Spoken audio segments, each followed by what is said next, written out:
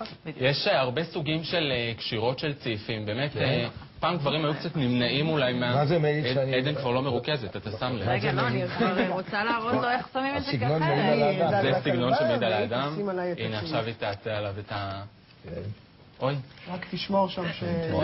זה לא כזה משהו אחר. תהיה תאונה פה. עכשיו נשים ככה. אוי, לא רוצה לפתח לי. עכשיו אני...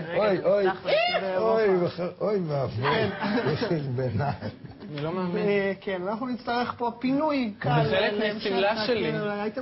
במסגרת תוכניתנו יציאה מהירה, אנחנו מארחים היום באולפן כלבה, שהסוגר לא עמד...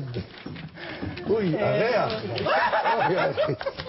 אוי, איזה ריח, אלוהים אדירים. כל טוב, חג שמח, תודה. השאלה היא, כן. זה עוד לא היה. זה אייטם שישודר בכל תחנות הטלוויזיה בטבע. אל תפחדי, אל תפחדי. אני אוריד אותך למעלה. וזה הצעיף הכי יקר שלו. מאוד יקר שלי, אני לא מאמין. זה על הצעיף היה? על הצעיף. על הצעיף. אבל לא מיד, היא קודם בדקה. היא בדקה אם הוא מספיק איכותי, כי זה 100% משי. אוי, חברים, ייתכן שזאת תהיה פינת אימוץ הכלבים האחרונה. עוד לא היה. אני מקווה של פינת האופנה האחרונה.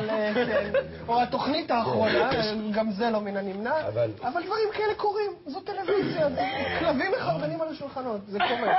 אם ריח היה מועבר בטלוויזיה... לא, אבל אני רק רוצה... הצופים היו בכלל בורחים. לא, אבל מדהים אותי, נונשלנט שזה נעשה. באותו שנייה לפני אני הזזתי אותה, זה היה עלול להיות עליי. פשוט מזל שרציתי לסדר לך את הצעיף, גיא, זה הציל אותי. זה אינסטינקט אימהי של ממש. היא לא החליטה מיד, אני ראיתי, צ'אדה, בדקה אותו מכולם, אבל זהו. נלך על זה. אני לא מאמין שזה קורה לי. לא, אנחנו נדאג לך, אל תדאג. חברים, ידאגו לך. בואו נאסוף את עצמנו ונמשיך עם השידור הזה, אף על פי שהתנאים קשים. הריח קצת בעייתי. דיברנו על צעיפים. כן, תזכיר לי על מה זה היה.